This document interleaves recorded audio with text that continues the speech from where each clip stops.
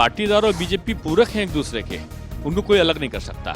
जो कमजोर होता है वो गठजोड़ की बात करता है। अच्छे दिन नहीं, ये मनमोहन सिंह जी बोलने लगे, सोनिया जी मुलायम सिंह जी और मायावती जी से बात करने लगी। बुरे लोगों के अच्छे दिन नहीं आ सकते। अखिलेश जी एक अच्छे व्यक्ति हैं, सज्जन व्यक्ति हैं, लेकिन बेचारे असहाय हैं।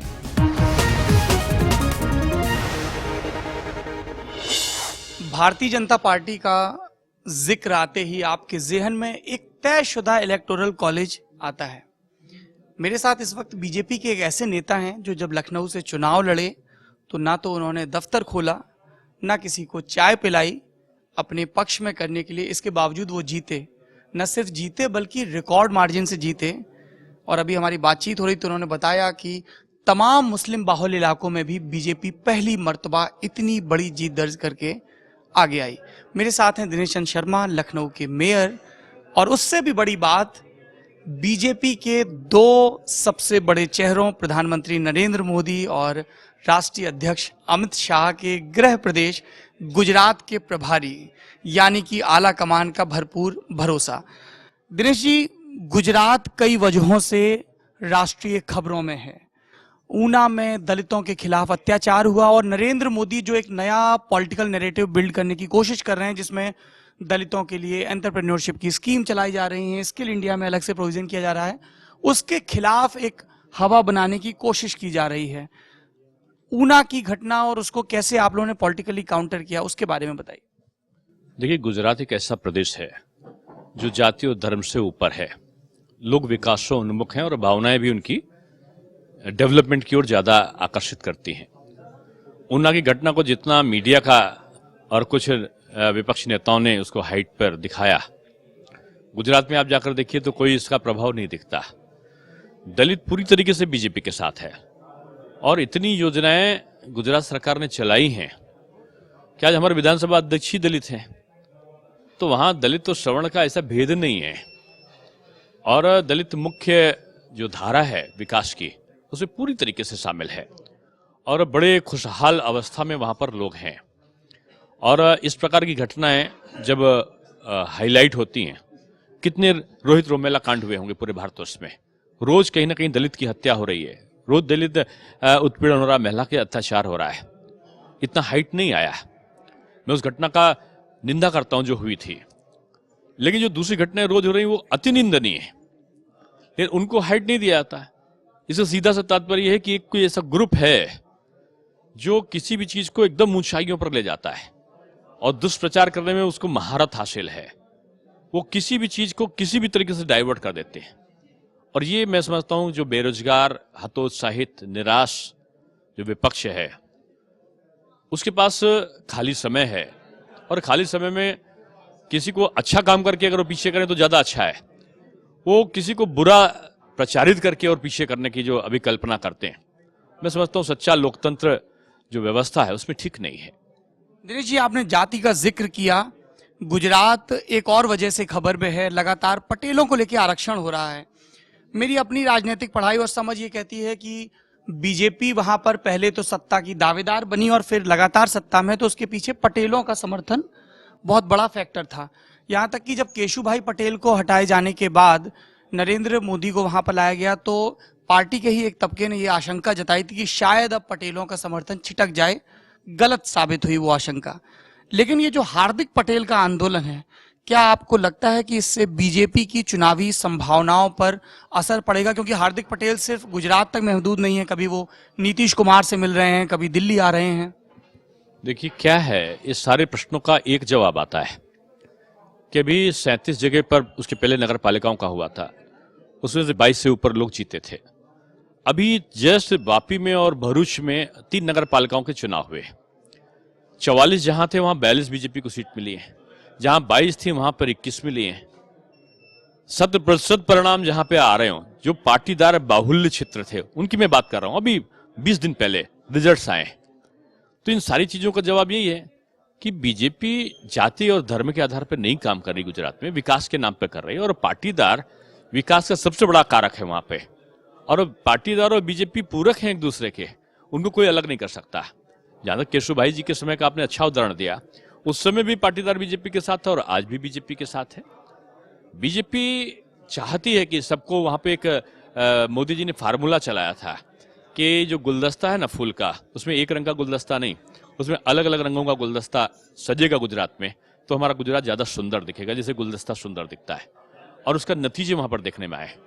आपको पता ही नहीं चलता कौन किस जात का आ जाएगा, कौन किसको पद मिल जाएगा। वहां पर उनकी योग्यता के अनुसार सारा समायोजन होता है। कुछ लोगों की दृष्टि कुदृष्टि है और गुजरात उनको बिल्कुल भा नहीं रहा है। समय समय पर अफवाह फैलाते हैं, उनका काम है अफवाह फैलाना, और हमारे गुजरात की सरकार का काम है दृढ़ता के साथ में परिणाम देना। एक सवाल थोड़ा सा आपको चुहल भरा भी लग सकता है, आप गुजरात के प्रभारी हैं, गुजराती भाषा पर कितनी पकड़ हो गई? देखिए, गुजराती भाषा मैं समझ लेता हूँ, लिखा हो तो पढ़ लूंगा। बोलने में अभी हिचक है मेरे। बहुत अच्छी भाषा है गुजराती, और गुजराती को अब समझना बहुत कठिन नहीं है। गुजरात से जुड़ा आपका सबसे यादगार अनुभव, आप इतने समय से वहां पर पार्टी के प्रभारी हैं, आपके लिए बिल्कुल एक नई पॉलिटिकल टेरिटरी थी वो। देखिए, गुजरात के लोग बहुत कल्चर्ड और अनुशासित हैं। मैं पहली बार जब प्रभारी होकर पहुंचा तो मुझे उत्तर प्रदेश का अनुभव था कि ढोल बज रहे होंगे, नगाड़ा बज रहे होंगे, लोग धक्का देते हुए आएंगे और धक्का देते हुए माला होगा। यहाँ के लोगों का, उत्तर प्रदेश के लोगों का जोश और उन्माद दूसरे प्रकार का है, वो अति उत्साहित रहते हैं। गुजरात में जब मैं पहुंचा तो देखा एकदम कोई दिख ही नहीं रहा है। मैंने समझा कि 2 लोग आए और मुझे गुलदस्ता दिया। बाहर जब मैं निकला तो लाइन से कम 3-4 हजार लोग थे। पता चला एक लाइन थी तो मिनिस्टर की थी, एक लाइन थी सांसद की थी, तो दूसरी लाइन एमएलए की थी। अपने आप आते थे लोग, लाइन में लग के सीधे खड़े हो जाते थे। आप सामने से निकलिए, वो स्वागत करते जाते थे। तो ये मुझे एक अलग सा लगा कि एक काम करने की शैली लगी। वहां फूल का गुलदस्ता और माला नहीं पहनाएंगे, जब कार्यक्रम होगा तो फल की टोकरी लाते हैं और फल की टोकरी दे देते हैं, और फल की टोकरी वहीं पे वो आंगनबाड़ी वाले जो अनाथालय आश्रम के कर्मचारी होते हैं, वो आके एक एक फल की टोकरी उठाते ले जाते हैं। किसी हॉस्पिटल में चले जाए, किसी वहीं चले जाएगी। तो गुजरात की कार्यशैली अलग है और हमारा उत्तर प्रदेश बहुत अच्छा है, लेकिन यहाँ का जो कार्य है वो दूसरे प्रकार का है, वहाँ का कार्य दूसरे प्रकार से। आपने यूपी का जिक्र किया। उत्तर प्रदेश में एक नई राजनीतिक संभावना बन रही है कि सपा और कांग्रेस का गठजोड़ हो जाए। अभी हमारी कांग्रेस विधायक दल के नेता से भी बात हो रही थी, उन्होंने बिना किसी तकल्लुफ के साफ कहा कि हमने राहुल गांधी को कह दिया है, कांग्रेस के सारे विधायक यही चाहते हैं कि सपा के साथ गठजोड़ हो। क्या आपको लगता है कि बीजेपी के सामने ज्यादा तगड़ी चुनौती होगी अगर सपा कांग्रेस मिलकर चुनाव लड़ें, या बीजेपी को ज्यादा फायदा होगा क्योंकि दोनों का सत्ता विरोधी रुझान सामने आ जाएगा? जो कमजोर होता है वो गठजोड़ की बात करता है, जो मजबूत होता है वो खुद में लड़ने की बात करता है। हमने कहा है हम खुद में लड़ेंगे, और हमारा तो सुझाव ये है कि 2 कमजोर के मिलने से एक मजबूत नहीं बना करता, बल्कि यहाँ पर 3 कमजोर हैं। मेरा तो निमंत्रण है आदरणीय मुख्यमंत्री महोदय को कि अपनी बुआ जी को भी साथ में कर लें और सपा बसपा कांग्रेस तीनों मिल जाएं और तीनों मिलकर चुनाव लड़ें। उसके बाद भी बीजेपी से बहुत पीछे होंगे। मैं नहीं समझता हूं कि इस प्रकार के गठजोड़ कोई परिणाम देने वाले हैं। कमजोर लोग जो अपने पराजय को निश्चित मानते हैं भविष्य में, उस पराजय से भयाक्रांत होके निश्चित रूप में इस प्रकार के अपने आसरा ढूंढते हैं। कांग्रेस 2 पे सिमट गई थी लोकसभा में, माँ और बेटे में। समाजवादी पार्टी भी परिवार में सिपट गई थी।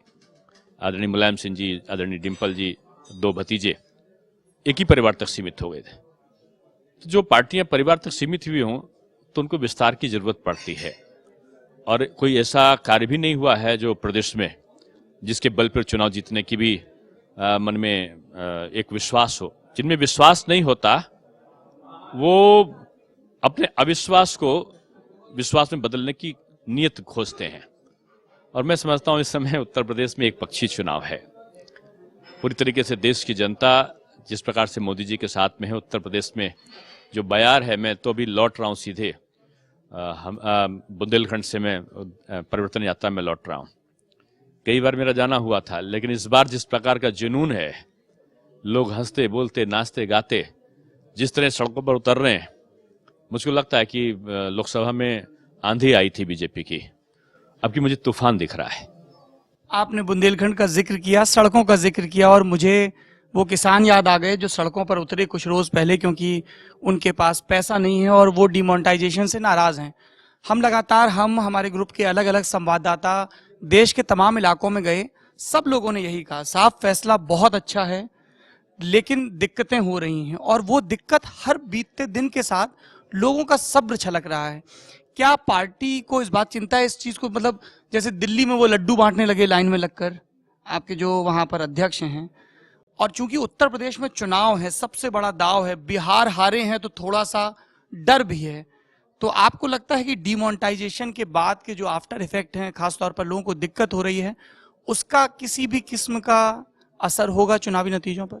आपने बिहार का नाम लिया, लेकिन आसाम का विजय नहीं लिया आपने।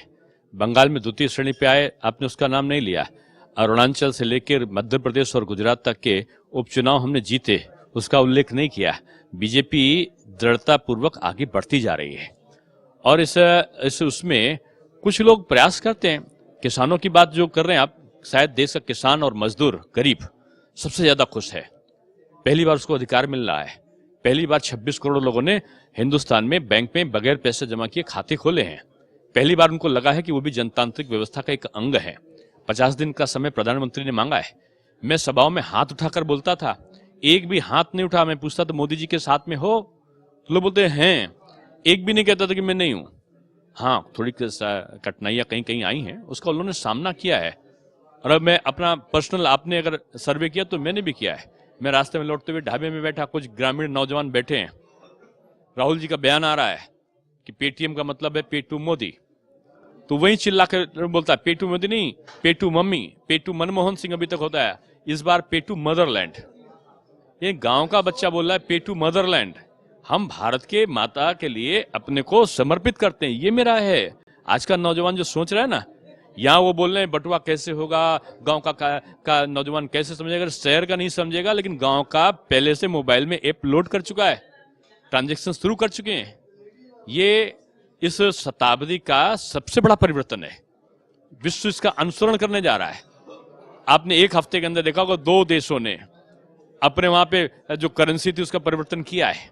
लोग हमारी नकल कर रहे हैं, और हमारे देश के नेता आपस में तालमेल कर रहे हैं। उनके अच्छे दिन आ गए हैं। आप देखो ना, बोलते ना कि कांग्रेस बोलते अच्छे दिन कहाँ हैं।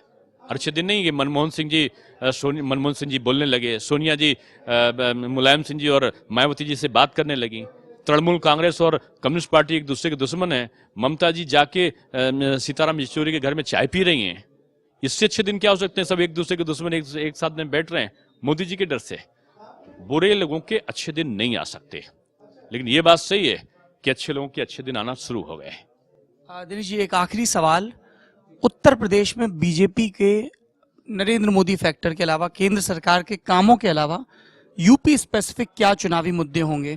मैं व्यक्तिगत तौर पर बताऊं तो चूंकि मैं खुद उत्तर प्रदेश से हूं, तो हमारी इकलौती हसरत यह है कि क्या कभी यूपी में इन्वर्टर फ्री डेज आएंगे?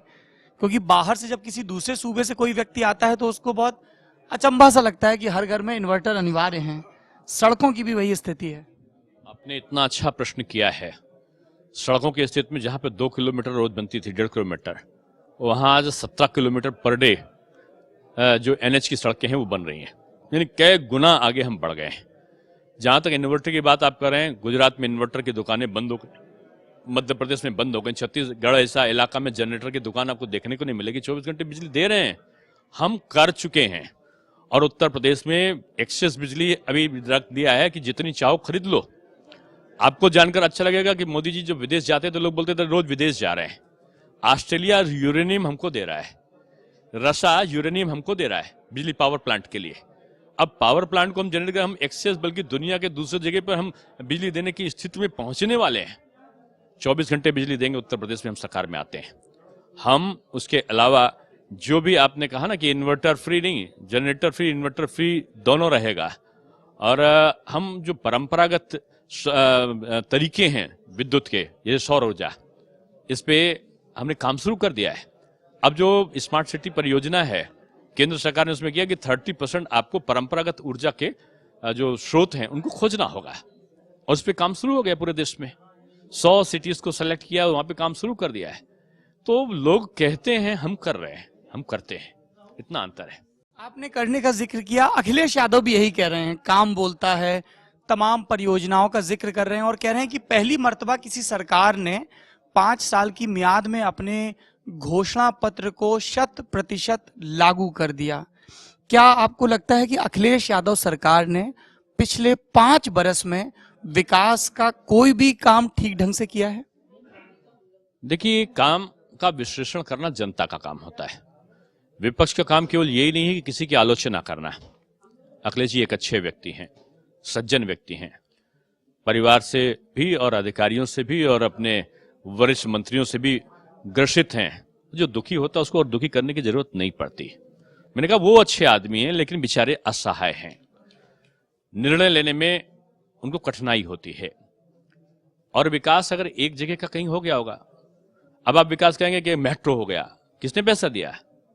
50% तो केंद्र सरकार ने दिया, बाकी करीब 32,000 करोड़ का जो और है उसकी गारंटी भी केंद्र सरकार ने ली है। हाँ, हमने मिलकर सहयोग दिया है। और विकास कहीं पर भी होगा तो बीजेपी अपने को पीछे भी, उसका नाम ना भी हो तब भी वो चाहेगी कि विकास हो, और विकास कोई करे तो ये अच्छी बात है। लेकिन ये अलग बात है कि पारिवारिक झगड़ों में, अपने मंत्रिमंडल के वरिष्ठों के झगड़ों में वो काम करने में सफल नहीं हो पाए होंगे, ऐसा उनको लग रहा, तभी तो वो समझौता करने जा रहे हैं। देखिए, मेरे कहने से कि वो काम नहीं किए या किए, ये कोई रिजल्ट नहीं है।